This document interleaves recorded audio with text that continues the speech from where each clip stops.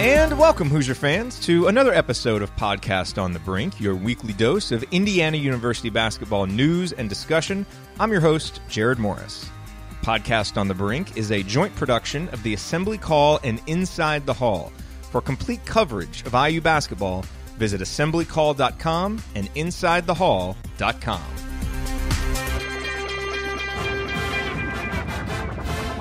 Hey, have you heard? It's time to break through with Indiana football. The 2017 season is underway, and we want to invite you to come check out head coach Tom Allen and your Indiana Hoosiers at home this season at beautiful Memorial Stadium. Tickets are available at iuhoosiers.com, and youth tickets are only $10. Go Hoosiers. Break through. Wow. Well, what a 36-hour period it has been for college basketball fans. We break it all down for you on this week's episode of Podcast on the Brink, a special two-part episode. We begin by talking with Zach McCrite of ESPN Louisville about the carnage at Louisville right now. And then we end with Zach Osterman of the Indianapolis Star talking about how this might affect Indiana, how Indiana fans should be approaching this, along with the bigger picture. I will offer this quick note. Both guys are on their cell phones, so the audio isn't perfect. Osterman's especially is a little scratchy, but fight through it there in those couple of spots. It is definitely worth it. So here we go. Here is this week's episode of Podcast on the Brink. Hey, real quick, a word about this week's sponsor, SeatGeek. Buying tickets to sports and concerts can be complicated, but there is a better, simpler way to buy with SeatGeek. SeatGeek is the smartest, easiest way to get tickets to live events, because with SeatGeek's seamless mobile experience, you can buy and sell tickets in just 2 taps. SeatGeek helps you find the best seats at the best prices, fully guaranteed. There really is nothing quite like seeing your favorite team or musician in person, and SeatGeek will get you closer to the action for a great value. I have SeatGeek on my phone, and it's by far the easiest way that I've found to shop for tickets. I can be anywhere, and like I just mentioned, with just a few taps, I can instantly find seats to anything that I want to go to. I actually used SeatGeek to buy tickets earlier this year to see Yogi play here in Dallas. I bought my wife concert tickets for the summer. So SeatGeek is designed to make your ticket buying experience easier than ever. They save you time and money by searching multiple ticket sites to compare prices and find amazing deals. Now, here's how to get an even better deal, which is Podcast on the Brink listeners get $20 off of your first SeatGeek purchase. Download the SeatGeek app, enter the promo code BRINK, B-R-I-N-K today, and you'll get $20 back from SeatGeek. That's promo code BRINK, B-R-I-N-K. And now, on with this week's episode of Podcast on the Brink.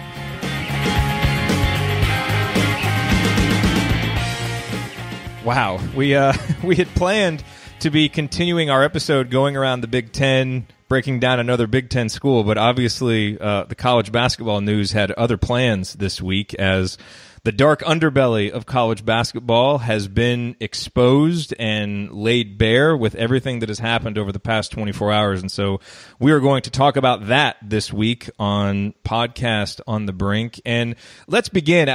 My assumption is that most of you listening kind of know what all has happened, but just in case, you were listening to this and haven't been paying close attention over the past 24 hours, Alex, let's give folks a quick recap of what has happened. And I'll read something real quick here, the first 2 paragraphs of a story from Zach Osterman, who's going to be joining us later on here in the episode. And then, Alex, I'll kick it over to you to maybe fill in a few of the details that are pertinent for folks listening.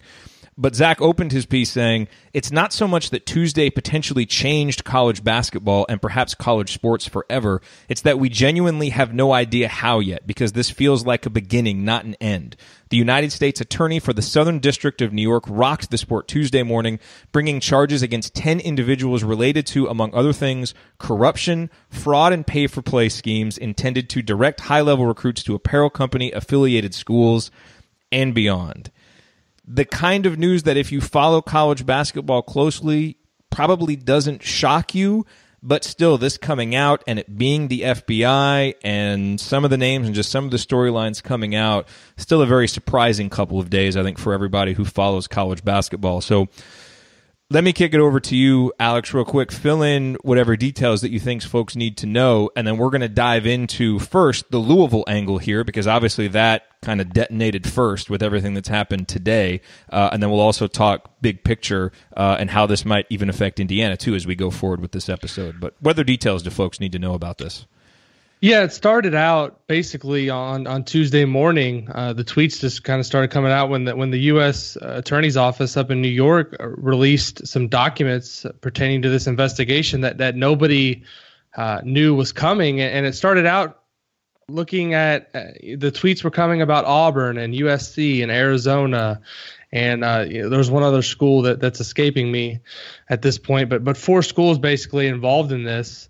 And then as people started to go through the documents a lot more, and there were some unnamed universities and unnamed recruits in there, people started to connect the dots. And, really the heavy hitter that's involved in this, as you mentioned, is Louisville. And it's kind of led us to where we are today, which is, we have the situation now where the FBI has on tape or surveillance audio, various sources of conversations, different transactions planned between third parties, between Adidas and parents and different associates related to players about transferring money in exchange for guys coming to schools. And really it's come to I think the story is just getting started, obviously, but I think the main newsworthy thing that's come out of the last 24 hours, obviously, is the situation at Louisville. It's led to Rick Pitino being placed on unpaid administrative leave. Most people, think that's going to lead to him ultimately not being the coach there anymore. I think that's a pretty safe assumption at this point. And their athletic director, Tom Jerod, who's really built an empire there over the last 20 years, has been placed on paid administrative leave. And the guess there is that he's also going to be out of a job. So I think the story is still very early in the reporting where it goes next. I think the FBI is obviously still going to continue to work here. And I think there's obviously a lot of layers and a lot of things that are going to be uncovered here in the coming months, maybe even years. But it's obviously a landscape shifting story in college basketball. That's crazy. So let's dive in and talk about Louisville a little bit more. And you may be wondering, wait, why are you going to dive in on Louisville? This is an IU basketball podcast. Well, look, Indiana's in the midst of a series with Louisville. Obviously, Louisville is, right down there close. We're competing for a lot of the same recruits, and so this is very relevant to IU. Plus, things are so crazy right now. People are even throwing Tom Crean's name out as a potential replacement for Louisville. So I don't know how we got here, but we're here. But we have Zach McCrite, who has worked with me on the Assembly Call and who works at ESPN Louisville down there and is very close to this situation. And Zach, I want to get your insight on it. And let me just start by asking you, poor Rick Pitino, man. Like, how does he continue to just be in these situations where all this stuff goes on behind his back and he just has no idea? Well, let's take it at face value and assume that he doesn't know. And I'm not necessarily saying I'm on board with believing that, but it is plausible. It is plausible. I will give him that. He is certainly one unlucky man. That is one way to look at it. The other way of looking at it is maybe the things that have come to light under his watch recently, namely the sex scandal, where the former Louisville director of basketball operations, Andre McGee, paid escorts to dance and dance, et cetera, with recruits. That and this what's coming out today. Perhaps it was Pitino's job. If you want to try to pin him, it was Pitino's job to find coaches that would maybe skirt the rules behind his own back.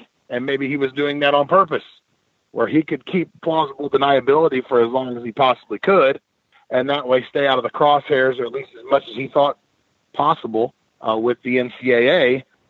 But that all came crashing down. Obviously the escort with the escort case.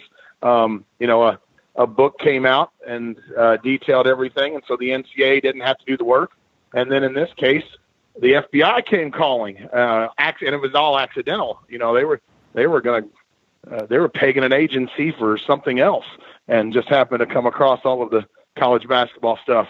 And sure enough, Louisville's caught in the crosshairs again. So I think at the very least, Rick Pitino is guilty of hiring bad people, and or just being a bad hirer, if that is such a word, of people to be kind of overseers of his program. So that's at the very least.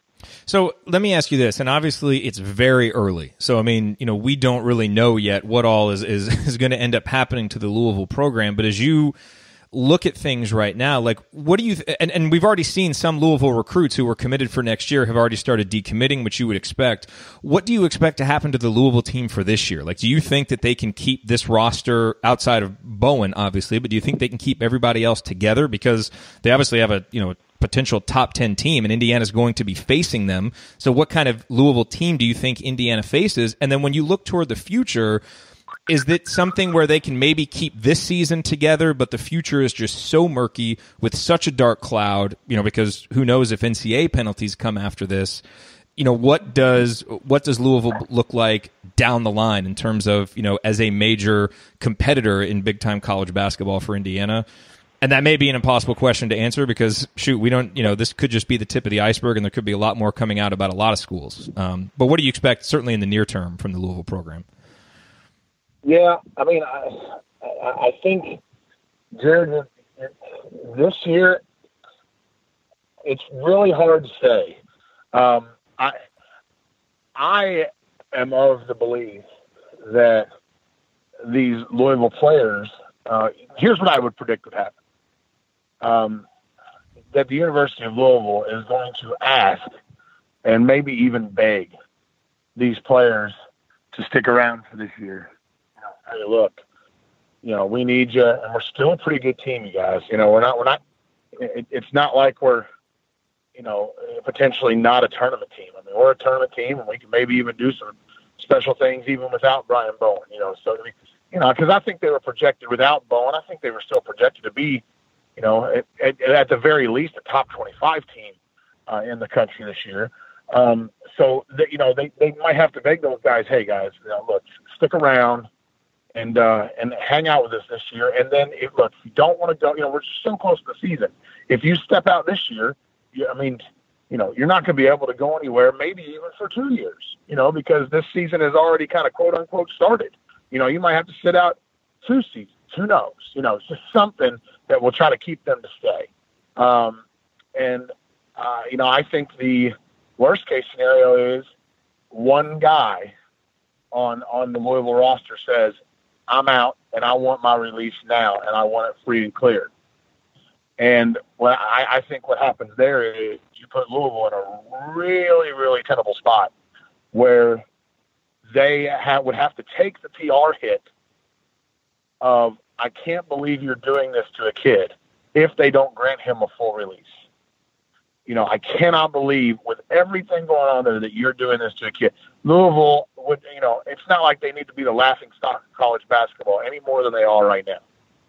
So what that would mean is Louisville would probably grant that one guy a full free and clear release. My guess is the NCAA would grant it, and then at that point, it might be, all hands on deck for Louisville, or the Louisville players, they're all on deck ready to go. Hey, I want to go too. I want to go too. I want to go too. And then you have a roster that's just completely depleted, because if one person goes and is granted a free and clear release, I think there'll be many more behind him. So Louisville's in a bad spot where they're going to have to beg players to stay, but really they might not have any leverage to keep them. So it will depend on, the players and do they decide, hey, this has been a tough go. Let's just do this together.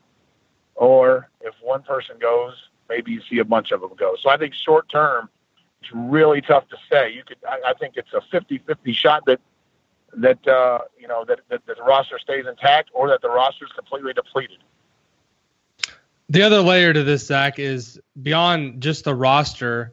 Rick Pitino is not going to be coaching this team this season. And I think we can all agree, anyone that's watched college basketball, anyone that's followed the sport for any period of time, they're not getting a coach to coach the team this year that's as anywhere near qualified or as good of a coach as Rick Pitino. So my question for you is this time frame that they're working on. I mean, I don't know if everyone realizes this that's listening, but practice officially starts on Friday. It can start at least.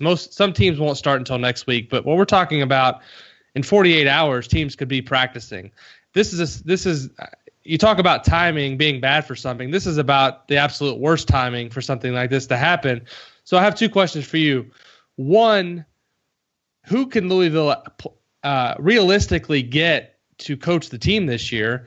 And two, even if they get somebody who's a capable coach, isn't it fair to assume that they're going to have, even if they keep the complete roster intact, isn't it fair to assume that they're still going to have a drop off in terms of the on-court product? Because there's, like Rick Pitino or not as a person or the things he's done, there's no denying that he's a Hall of Fame coach that's really probably one of the best to ever do it in college basketball from an X's and O's perspective. Yeah. And Alex, I think that's what's actually going on right now. I think that's what started last night. With and obviously we're talking about some people who are listening to this podcast well off in the future here. We're talking on the day that that Jerod and Pitino were effectively let go, although it's administrative leave. So as of today, I think Louisville was going to start their practices on Sunday, which today is Wednesday. So they basically have 72 to 96 hours to find a new coach, and an interim AD in the process. And so do you want to? I know a lot of IU people are wondering if it's going to be Tom Green, and I honestly I don't know. My guess would be that is not the right guy, and I will say that. I say that only from one standpoint, and that is, right now at the University of Louisville, I think you might want a guy to kind of run the program who, at least for a year in the interim, where they're not real bombastic or don't have the capabilities of being bombastic, and kind of making news at a press conference, and B, that doesn't have a chance, and this is a credit to Crean, but that doesn't have a chance based on any success he would have in 1 year at the helm to have the interim tag removed. I think that's the thing too. Louisville can't just make a rash decision and go, let's get this guy and we're going to get the best name we possibly can. Well, okay, what if he does well? Then I mean, you might be obliged to keep him.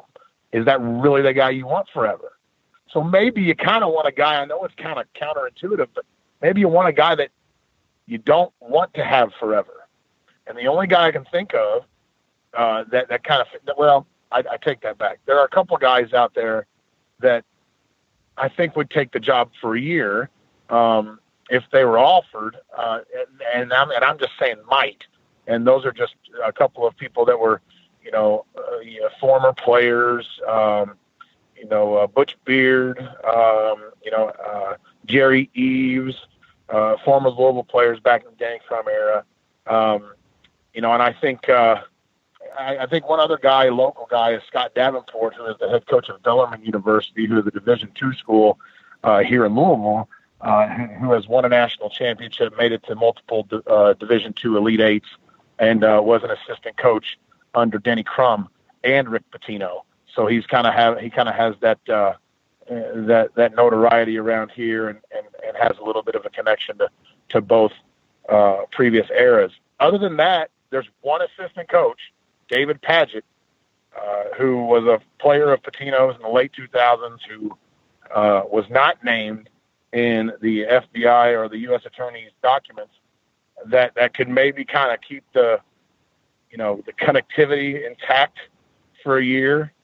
But whoever it is, remember, you have to assume that the two assistant coaches for Louisville that were named in the U.S. Attorney's documents are also going to not be on the staff any longer as well. So now you need more people to fill out the assistant staff. So it's a mess from top to bottom. And like you said, Alex, it's the worst timing possible. But I think the name will be very underwhelming. Whoever it is, my guess would be the name for interim head coach will be very underwhelming. And Zach, you just mentioned the two assistants, and this is another, kind of tentacle that connects to Indiana about this. Kenny Johnson is one of those assistants who was an assistant under Tom Crean at Indiana. What has been, so I guess his status hasn't yet been decided, but he was named in the report of these allegations. He was named in that report. Yeah, when you guys were, I'll explain it this way. When you guys were kind of introing the podcast, you talked a little bit about connecting the dots. Yeah. You read the reports. No coach was other than the ones indicted. Okay, there were no names of players or coaches or universities, even for that matter, that were actually named. But if you started to connect the dots, it's kind of come to everybody's attention here in Louisville that not only was it Brian Bowen and the University of Louisville that were, University 6 and Player 10 in the document, and those names will go down in infamy as well, University 6 and Player 10. But that the assistant coaches 1 and 2 were Kenny Johnson, and I'm blanking on the other guy's name at the moment, but it'll come to me. Jordan Fair. Jordan Fair, thank you. And the only reason that kind of has come to be the case is people were able to connect the dots and go back and look at old coverage from Rivals and Scout and 24/7, and that such and such coaches were in Las Vegas on such and such date, and those were the two guys that were documented as being there at that time. So it's almost a foregone conclusion that those two are the guys. And as far as the connection to Indiana, and IU fans kind of biting their fingernails a little bit, I don't see anything, I know it's early, and by the time some of the people listening to this podcast actually listen to it, maybe things have changed, because I know the FBI is, is saying, hey, we got your playbook. And you call us before we have to call you, and maybe we'll go a little bit lighter on you, but I think IU is going to be fine in that regard. This is a lot of stuff that got born of a lot of paperwork, a lot of paper trail, and then a lot of sting operation, video surveillance, not just audio, but video surveillance. And, assuming that none of that video and audio surveillance started happening when Kenny Johnson was still at Indiana, and assuming there's no crazy paper trail of anything scandalous, and I have no reason to believe there was even anything scandalous going on, but there might have been.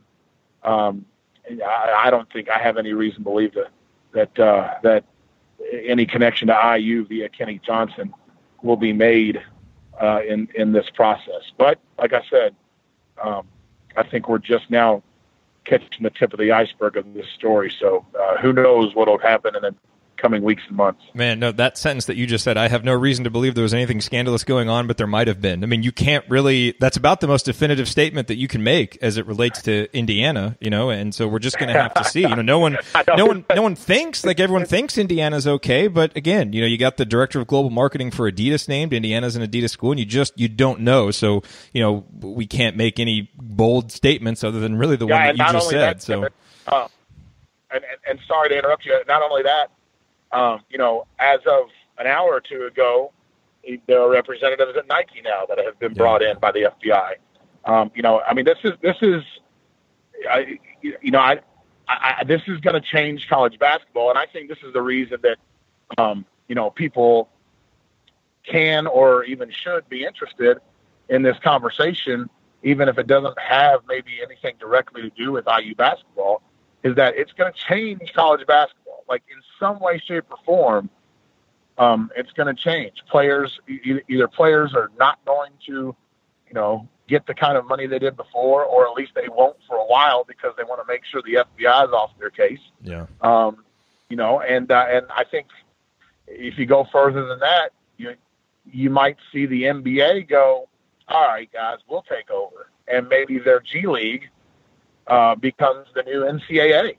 In terms of players, look, you players who want to go pro and have aspirations to go pro, we're going to keep this age limit intact, but you don't have to go to college now, and we'll bump up your salary for the G League, and we'll get the TV contracts for the G League up because all of you guys are going to play in it.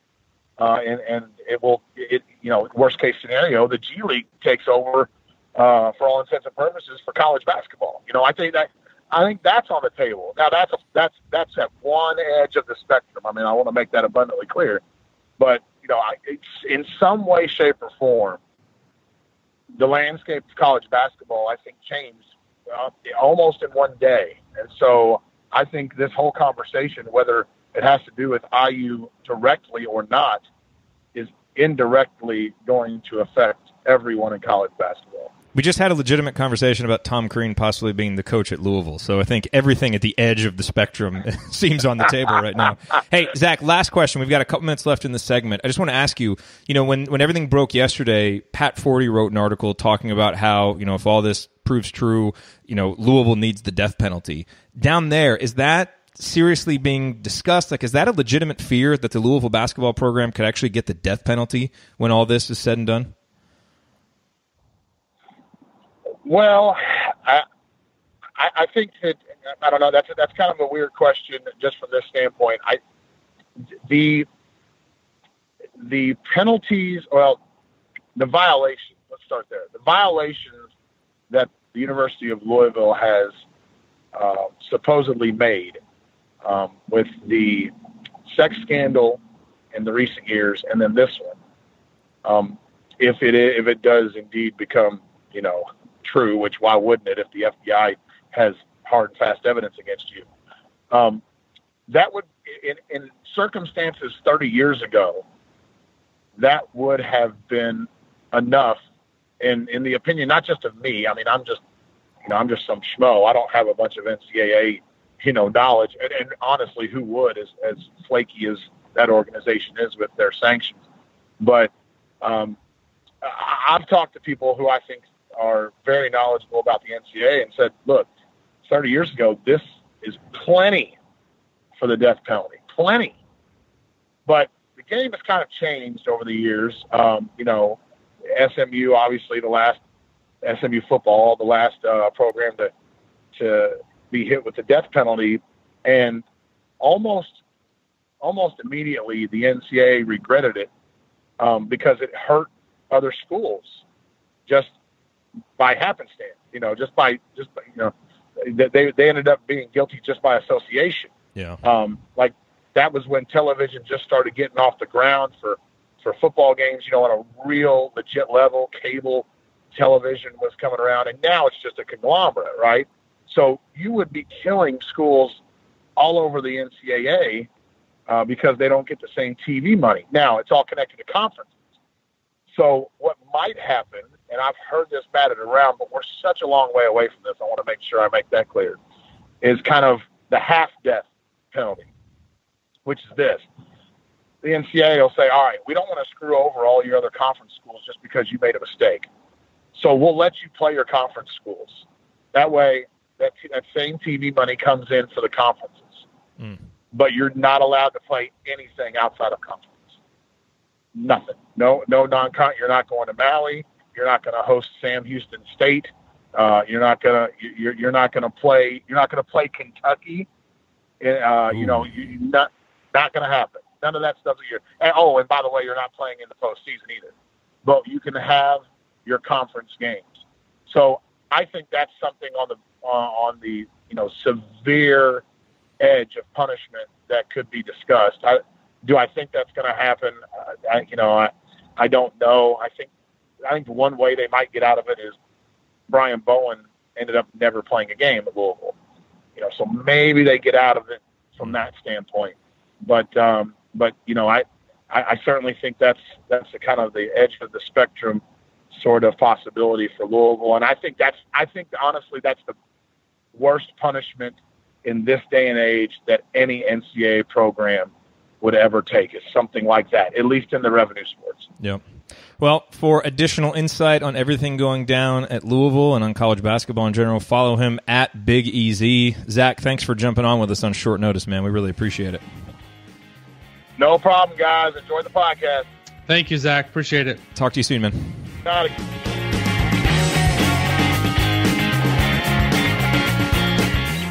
Okay, and we are joined now on Podcast on the Brink here in our second segment by a name and a voice that you know well, Zach Osterman of the Indianapolis Star. Zach, welcome back to the program. Great to have you here. How we doing? We're doing well. We opened this episode actually reading the first two paragraphs of your piece yesterday to just kind of set the stage for everybody about what's been going on, because it's obviously been a crazy 36 hours. And we do want to, talk with you about what this means in the larger context of college basketball. But I want to ask you, first, obviously, look, nothing has been said specifically about Indiana here. But obviously, for me, as I look at this and a lot of our listeners, they see Adidas, and that was the first school named, and for a while the only one until this news came out recently about Nike's, grassroots offices being raided. They see Adidas, they see Arizona and Sean Miller talked about, and obviously he's the brother of Archie Miller, and Archie has talked about, how they rebuilt Arizona being the blueprint for how he wants to rebuild Indiana. And there's no dots connected. There's nothing even suggested, but Indiana fans get a little concerned that this may end up coming back and touching Indiana, especially when you see descriptions like this is only the tip of the iceberg. And so I say all that just to kind of open that up to you for, maybe some guidance on how concerned Indiana fans should be, or how Indiana fans should be approaching this story as they watch it unfold. I would say just with open eyes and an open mind, frankly. Nobody can really know where this is going. This is truly, sorry, I'm moving my dog around. They were being rather obnoxious, as they do. But, this is truly unprecedented, and one of the things that I've had to, and I'm not the only one who's been seemingly sort of preaching this, but one of the things that I've kind of been consistently saying is, like, this is not an Adidas thing. This is a college basketball thing. And people say, well, it's Adidas and Adidas and Adidas. And then this afternoon there was a report that what EYBL headquarters were served subpoenas. So now is it a Nike thing? No, it's a college basketball thing. And, it's all going to be connected. Indiana fans are worried about Sean Miller and Archie Miller. They're worried about, whether or not, there's an obvious connection between Louisville and IU because Kenny Johnson in 2014 went from IU to Louisville, and now Louisville's embroiled in this massive recruiting scandal. We don't know yet what's going to happen. And this isn't going to play out like an NCAA investigation where, it's delayed, and there are leaks, and there's this and that. These are people who go after organized crime.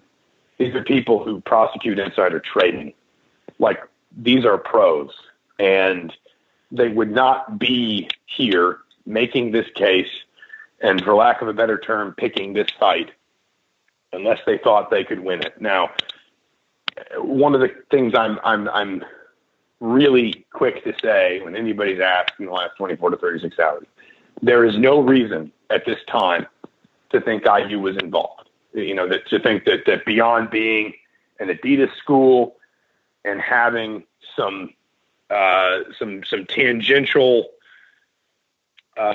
connections to the parties that we've already seen mentioned, with this investigation, there is nothing that says IU fans should patently be worried. But there's really not a single fan base in college basketball should feel comfortable and in the clear, because you quite frankly, you just don't know what they know. And you don't know how far it stretches. You don't know who said what to whom. I mean, we're talking about wiretaps. We're talking about use of undercover agents and informants. And it's hard to imagine a world wherein there are major players, and by major players, I'm just talking about in college basketball. I'm not talking about in this investigation as we know of it right now. But in college basketball, it is hard to imagine a world where there are major players, major programs, major, shoe company or apparel sponsors, whatever, that don't at least get a little bit of fallout from this. And maybe they aren't the target. Maybe they aren't at ground zero. But, this feels like it's just, we're probably going to be made to wait months, maybe even years, because these kinds of things they aren't done halfway. The FBI doesn't commit these kinds of resources, just to sweep some stuff under the rug and pop a couple low-level staffers.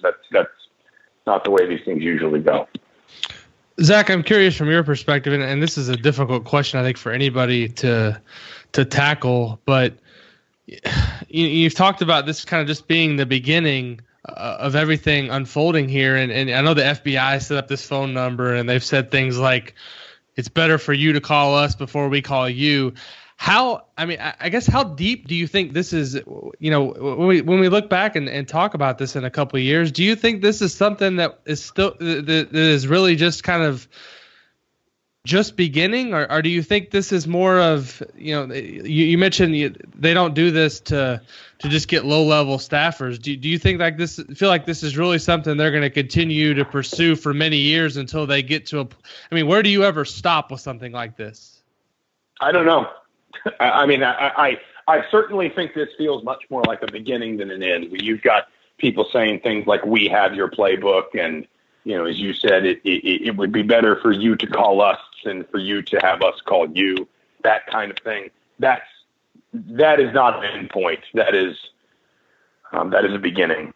That is the start of a new chapter. Now, where it ends, I have no idea. This is completely unprecedented. The idea that essentially federal law enforcement has decided that elements of college basketball recruiting are not just dirty or against NCAA rules, but illegal. Now, one, I suppose, potential endpoint, at least as I understand it, that it's now incumbent upon the U.S. Attorney for the Southern District of New York to argue his case in court that these things are, in fact, violations of federal law, and that they should be prosecutable. And I presume that if a judge does not agree, then maybe this all kind of ends, I think. But again, these are people with really good track records, and that's because they don't take on cases that they don't think they can win. They don't take a lot of chances. They don't swing at a lot of bad pitches. Where does it end? I think that's tough to say. Some people have suggested, and Greg Doyle made this comparison in a column he wrote yesterday, or at least he made it partially, and I will extend it myself as much as I'm allowed, if Greg's listening. Is this like steroids in baseball? Because that ended with congressional testimony. It ended with, for the most recognizable stars of Major League Baseball in the 1990s, dragged in front of, Congress and made to testify about what they knew and what they didn't know, what they were taking, what they weren't. It ended with a couple of people doing time in federal prison. And it ended with Major League Baseball had to spend about 10 years kind of digging itself out of the hole that created. From a PR standpoint, from a fan trust and interest standpoint, you can maybe even argue in some respects they're still in that hole. Does that mean that college basketball is going to suffer ratings-wise or whatever? I don't know.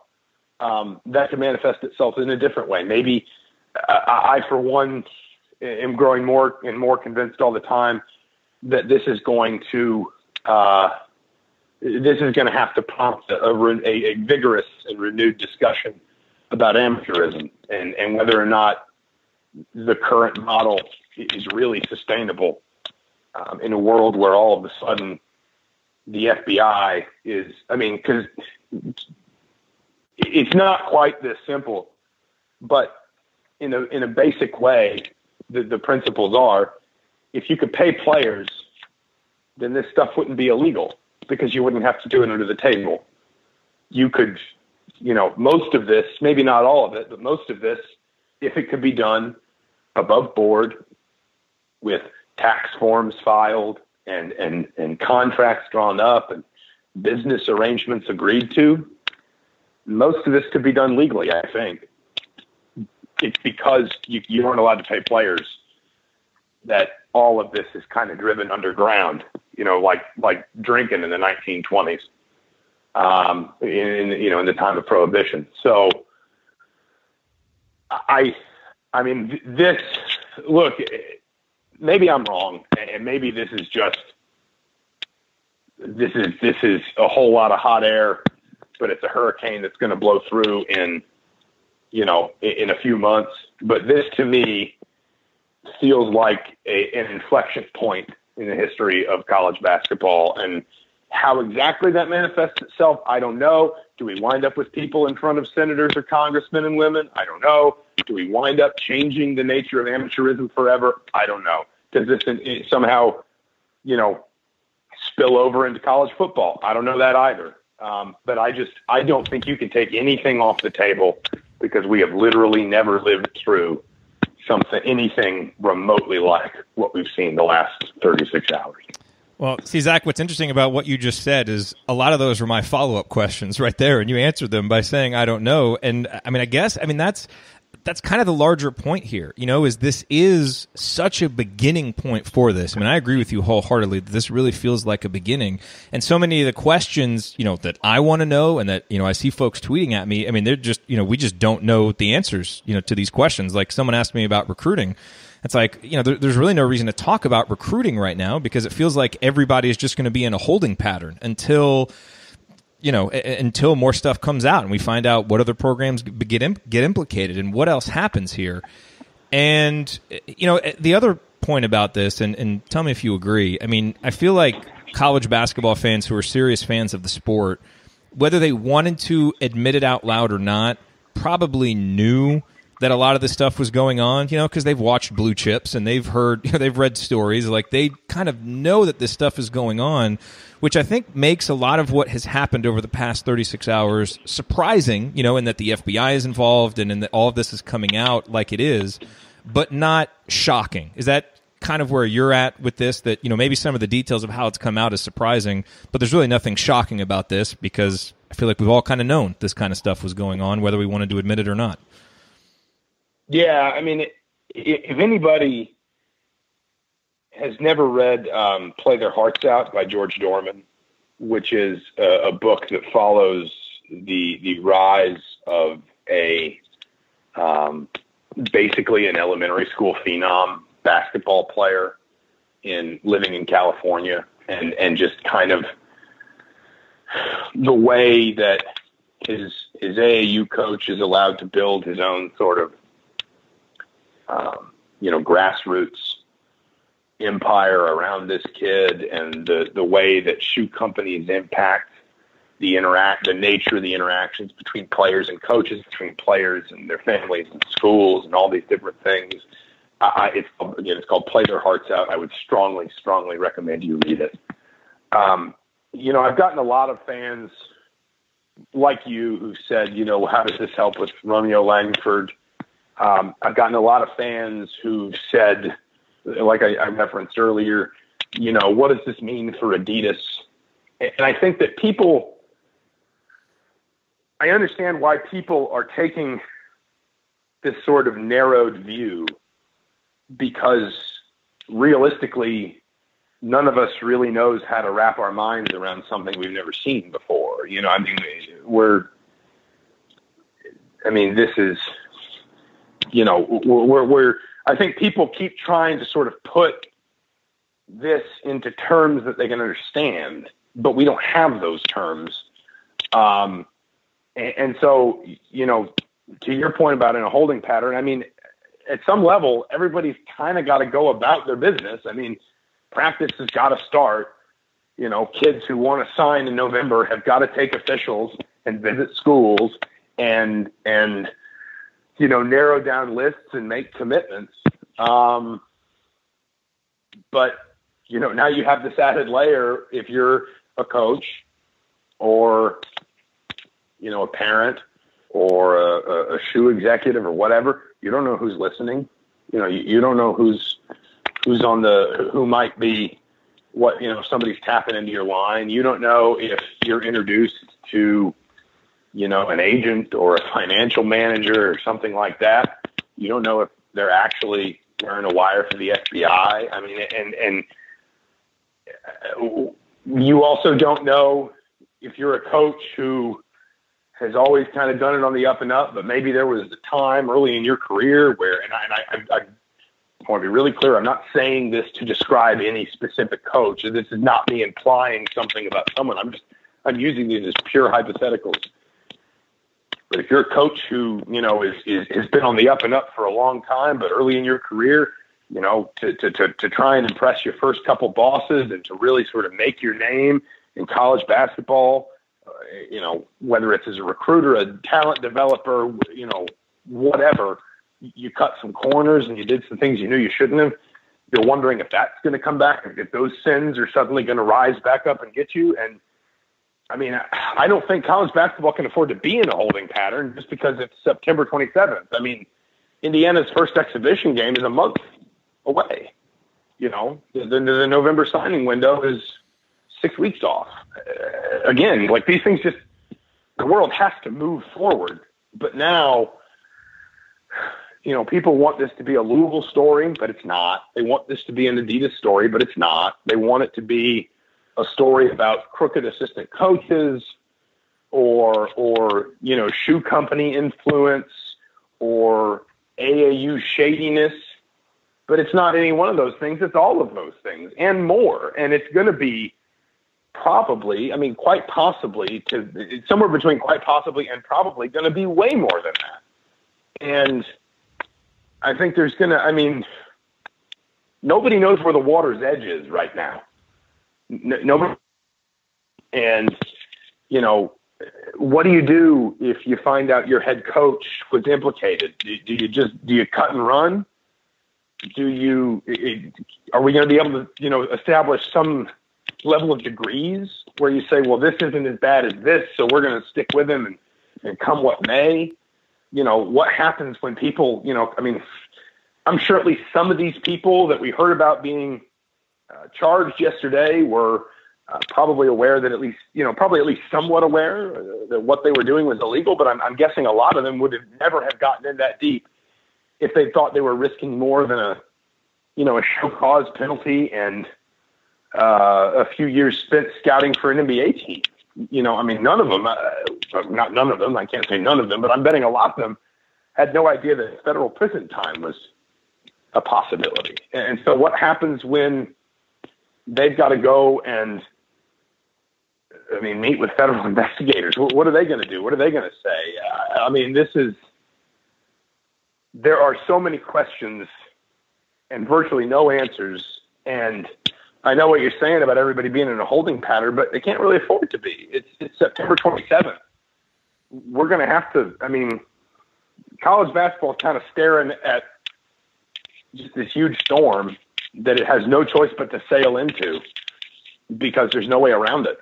And so it's just kind of, we're all going to have to roll with it for a little while. Everybody who lives in it, everybody who works in it, everybody who covers it, certainly every fan who follows it. I don't see any way around that.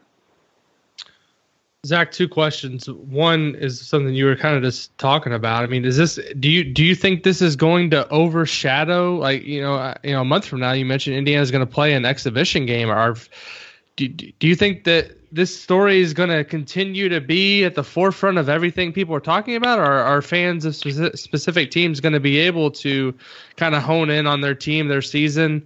And also, do you think this long-term will have a overall positive impact on the game if it leads to cleaning up? Because I guess my fear long-term is, it stops something for a couple of years and then it goes right back into what it was before, which is obviously we've just a few things have been uncovered, but a lot of these quote unquote dirty secrets have been things that have been talked about on the hush hush for years, and there's never been a body like the FBI be able to uncover it. It's things we've heard about, but do you think this is something that can overall have a healthy impact on the sport in the long term? I think to the first question, I think people are going to try to, and the thing about the FBI is it's going to move the FBI, the U.S. Attorney. I mean, they're going to move at their own pace. They're not going to, they're not going to say, oh, geez, well, the Maui Invitational starts tomorrow. Let's hold this announcement off until after Thanksgiving. If they've got charges to announce or indictments to file or whatever, they're just going to do it. So I think not that the sport needs to move on, the sport needs to move forward. I don't have a great idea for what the NCAA's role in all this is going to be. I mean, there's this huge debate raging about who Louisville should hire. Should they hire an interim head coach? Should they try to pursue a permanent head coach? I don't know why anybody thinks that Louisville's situation is going to be remotely resolved anytime soon. The NCAA allegedly didn't know about any of this stuff until yesterday. So that whole process, and whether there's a death penalty or a postseason suspension or scholarship reductions or whatever, that whole process is probably just barely begun, if it's begun at all. So I think college basketball is going to have to move forward, certainly not move on. It's going to have to move forward. And I think, what you're going to hope, if you are a fan of any of the schools that have been implicated or any of the schools that haven't, is that you can just kind of lose yourself in the season, that it doesn't come around to bite you, that, you get to enjoy it or whatever. And I don't think college basketball season is going to be canceled. I would be surprised. I would be very, very surprised, obviously, if that were the case. But I think you're going to just sort of try to move forward. But I don't know that you can, it's going to visit you. This boogeyman is going to visit you whenever it's ready to. Whatever school you cheer for, whatever your situation, if the FBI's got dirt, they're going to go with it. If the NCAA is ready to announce something, they're going to announce it. I think all that college basketball can do is just sort of move forward and brace itself for any new developments. Is it good for the sport? I mean, I certainly think it can be good for the sport as constituted. I think you're right. I mean, people are always going to cheat. I mean, that is inevitable. And, the example I always use is somebody who used to be heavy into competitive cycling. For years, cyclists would pop methamphetamines and uppers and things like that. And then they started to get more complex with using drugs that would boost their red blood cell counts. And, in the 80s and early 90s, there was all this sort of crazy experimentation going on. I mean, to the point that there were cyclists who were dying, because of the stuff they were putting into their bodies. That finally the authorities caught up with ways to really test for that and police that. And so then cyclists just started using their own blood. They'd pull it up, they'd freeze it. And when they needed a boost of red blood cells, they'd stick an extra pint or two of blood back into their body. And it was just, they'd refine it and freeze it and then boom, right back in. And now we've got blood doping, and there's just this brand new, totally unforeseen way to cheat the system again, there's always going to be somebody who's ahead of the system, who's ahead of the curve, who's finding ways to cut corners. But I think this sort of method, if you want to use the FBI terminology, this playbook has been obviously has kind of existed and morphed and warped in college basketball for a long time. And I think if this means at least moving on from that, then I think that's good for the sport. But, again, I'm not even sure. I think there are also people that think the end point in all this is somehow recruiting reform. I still think the end point in all this might be significant upheaval of the college model writ large. So it's hard to say exactly right now what positive and negative impacts this is going to have. I wish I had firmer answers, but if I did, I feel like I'm probably working for the FBI. This is just so unprecedented.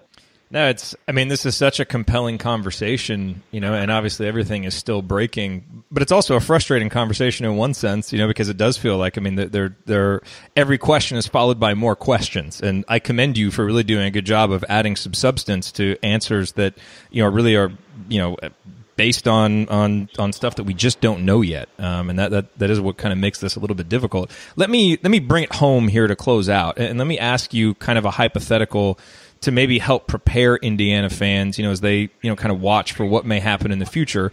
And obviously, if anything, ends up coming out about something that happened at Indiana with a player who came to Indiana or coach who was at Indiana, that seems fairly obvious how it could affect Indiana in the future. But, obviously Indiana has a new coaching staff now and assistant coaches who have been elsewhere working on different staffs. If anything were to come out that, something like what we saw in this most recent report with some of the assistant coaches, if anything like that were to come out with assistant coaches who were elsewhere but now are at Indiana, how might that affect Indiana basketball? Well, I think it could be just as damaging as it's, potentially going to be elsewhere. And you've heard, there's obviously what's going on at Louisville. That's been the biggest sort of aftershock so far. It seems like things are accelerating at places like Auburn, Oklahoma State / Illinois because of the Brad Underwood connection from being at Oklahoma State. It's the other layer in all this, and I kind of mentioned it earlier, but from an institutional perspective, from a legal perspective, the feds are going to do what they're going to do. So if you're Indiana, there's no heading that stuff off. Now if you're Fred Glass, I would be absolutely stunned if Fred Glass and Archie Miller had not already said, Fred Glass being a practicing lawyer, and I understand he hasn't worked as he has not worked in a law firm for a while, but as somebody who's going to understand the ins and outs of the law and also going to understand the ins and outs of political scandals and things like this or things like that, having time working in politics in the state, that would be stunned if Fred Glass and Archie Miller had not had extensive conversations. And probably Fred Glass and maybe all of his coaches had extensive conversations about playing by the rules, that now is not the time to get caught in even the smallest misstep, that there is no procedure that's too careful or anything like that. But I'd also point out that based on what we heard yesterday, the NCAA is not getting clued in on any of this. So from an institutional perspective, it's not just what you might get wrapped up in legally, but if there is a connection that comes out, even a tangential one, even something sort of from the past, that's probably not going to get to the NCAA until it's announced by the FBI. So then you've got to initiate this brand new proceeding of an NCAA investigation. Or, I don't know, does the NCAA take a back seat to the FBI? Does the NCAA just throw its hands up and say, we're not going to do anything with any of this until after the FBI is done with its business? Is that going to take months or years? I don't know. I don't know how that relationship is going to play out. It's obviously not one that really seem to have a lot of weight or heft to it until yesterday. So, if you're Indiana, the best thing, the best news you can hope for at this point, I think, is no news. Suspicion is going to be everywhere for a while, and that's not on Indiana. That's on every program. It's on, you're going to see, let's say Romeo Langford commits to IU. Let's just play out that hypothetical. You're going to get fans at Kentucky and North Carolina and Kansas who say, well, hold on. That's an Adidas player going to an Adidas school. Adidas just had one of its highest level basketball executives charged with, federal crimes. Can't anyone see what's going on here? That's going to, we've added one of the unfortunate, or if you just enjoy watching Twitter melt, in your eyes, one of the fortunate byproducts of all this is that we have taken, fan engagement and trash talk to a brand new level. Oh boy. I can't even imagine what that FBI tip line looks like right now. Who's calling in and what they're saying. But one way or the other, if you're an Indiana fan, I would say right now what you hope for is that the best news is no news, that everyone involved in men's basketball and frankly probably across the department at this point is going above and beyond the call to keep their noses clean, and that you get through this with as little blood spatter as possible, because it's I don't know anything. I have not spoken off the record to an FBI agent for 2 hours or anything like that.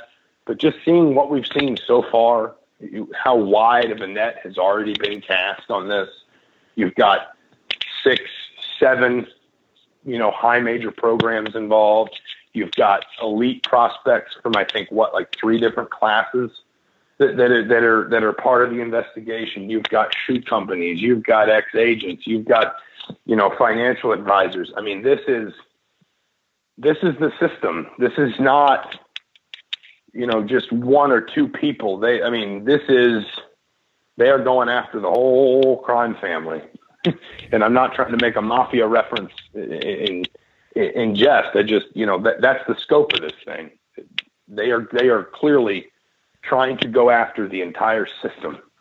And if that's the case, I don't think anybody can sit here and say right now, today, we're okay.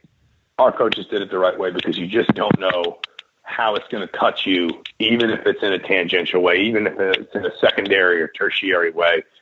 This is one, it's the water is going to find every crack for a while here. So the best that you can do, I think, if you're Indiana fans, is just hope for no news and hope that everybody involved and in charge is keeping their noses as clean as humanly possible. Well, that is an as appropriate a note to end on as we can. Zach, I know you weren't planning on covering and talking about college basketball as much this week as you have been with the big IU Penn State game to prepare for, so we really appreciate you taking the time to chat with us and appreciate your insight. Oh, absolutely. Absolutely. Thanks for having me. Thank you, Zach. Thanks, Zach. Thank you for listening to this episode of Podcast on the Brink. We always appreciate you being here. To get more from me and from Alex, visit assemblycall.com and insidethehall.com for complete coverage of Indiana University basketball. If you liked this episode, please consider sharing it with a friend or family member who loves IU basketball as much as you do. You can also support the show by leaving a rating and review on iTunes, which helps us get the word out to more IU fans like yourself. We'll be back next week with another brand new episode. Until then, as always, go Hoosiers.